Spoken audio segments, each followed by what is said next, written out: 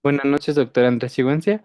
El día de hoy vamos a tratar el tema de herencias de voluntades cruzadas, que vamos a analizar en primer lugar los sujetos y requisitos de las asignaciones testamentarias y posteriormente analizaré la voluntad del testador y su interpretación jurídica. En este caso, mis compañeros a continuación van a exponer de igual manera diferentes temas para llegar a una reflexión final. En primer lugar, en todo testamento, los beneficiarios se clasifican en herederos universales y legatarios particulares, conforme al artículo 1132 del Código Civil. Para que una asignación como tal sea válida, el asignatario debe identificarse con certeza y determinación. Su existencia e identidad han de resultar inequívocas, como se menciona en el artículo 925. Si no se precisa claramente quién es el beneficiario, la disposición se anula como si no existiera.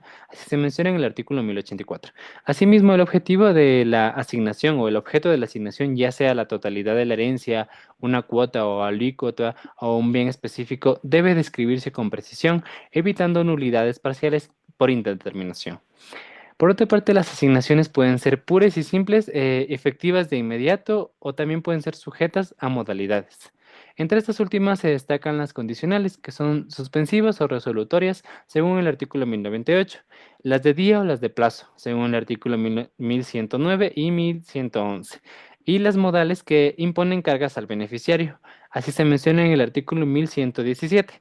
Ya, en este caso, en el supuesto de don Alberto, la exigencia de que Joaquín concluya los estudios de Derecho es una condición suspensiva que pospone su derecho hasta el cumplimiento de la carga impuesta, debiendo interpretarse conforme al artículo correspondiente para no poder desnaturalizar la voluntad del causante. Por otra parte, respecto a la voluntad del testador, el artículo 1097 prioriza la intención claramente expresada por encima de la literalidad extrema del texto, siempre dentro de los límites legales. Dado que la mayoría de los testadores pues no son redactores profesionales, la interpretación se recurre al sentido común, eh, es decir, se recurre al contexto personal antes que a la terminología estricta por el derecho.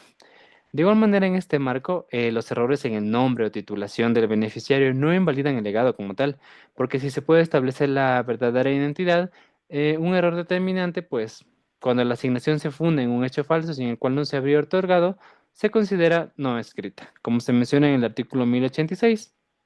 Finalmente, cabe recordar que el Código Civil contempla excepciones para las asignaciones indeterminadas a obras de beneficencia o a los pobres, remitiendo al presidente de la República la concreción del beneficio del beneficiario, como se menciona en el artículo 1092.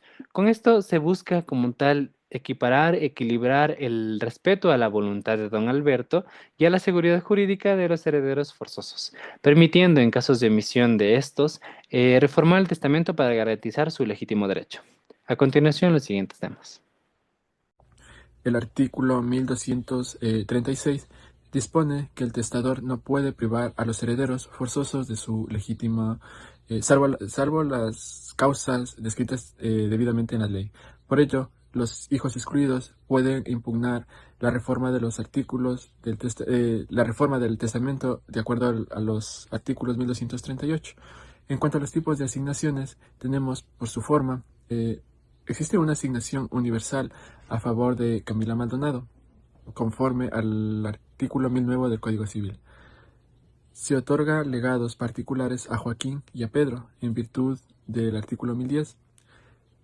Tenemos también, por su contenido, el legado a favor de Joaquín está sometido a una condición suspensiva, en los términos del artículo 1218, que establece que la asignación puede subordinarse a la realización de un hecho futuro e incierto. En este caso, va a ser la culminación de los estudios.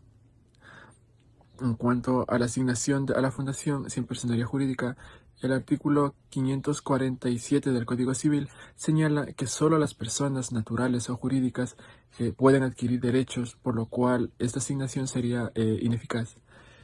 Adicionalmente, se advierte que el testamento fue redactado por el notario Luis Villacrés, quien también figura como beneficiario. Esto podría configurar un conflicto de intereses, afectando la validez del testamento en concordancia con los principios de imparcialidad y buena fe que deben regir la función notarial. En conclusión, este testamento presenta varias inconsistencias y problemas jurídicos que justifican la reforma del testamento para respetar las asignaciones forzosas, conforme a los artículos 1224 y 1238. La posible nulidad parcial de ciertas disposiciones, como la asignación a favor de la fundación sin personalidad jurídica, la necesidad de pruebas contundentes para quienes alegan incapacidad o simulación, dado que según el artículo 1008 se presume la capacidad para testar mientras no se pruebe lo contrario. Gracias. En este caso voy a hablar sobre el albacea y albacea fiduciario. Aquí en el albacea es la persona designada al testamento para poder cumplir la voluntad del testador después de su fallecimiento. En el albacea administra que también los bienes hereditarios pague deudas y legados entre los bienes de los herederos conforme a lo dispuesto del testamento. Sus funciones principales son guardar y conservar los bienes de la herencia, pagar las deudas de los hereditarios, cumplir los legados dispuestos por el testador, rendir cuentas de su gestión a los herederos. Y el albacea fiduciario, que es algo muy distinto, que es una modalidad especial de la albacea que no solo administra, sino que también actúa en base en la confianza que el testador deposita en él. Aquí tenemos también la invocación normativa del Código Civil y jurisprudencia pertinente. Aquí es donde depende de la referencia con base al Código Civil ecuatoriano y que también influye en varios códigos tradicionalmente del romanista. Aquí es algo muy similar. En el artículo 1355 define que el albacea como la persona encargada de cumplir la última voluntad del testador, que también protege la herencia. Y en el artículo 1356 aquí regula las aceptaciones, deberes y atribuciones de las responsables del albacea.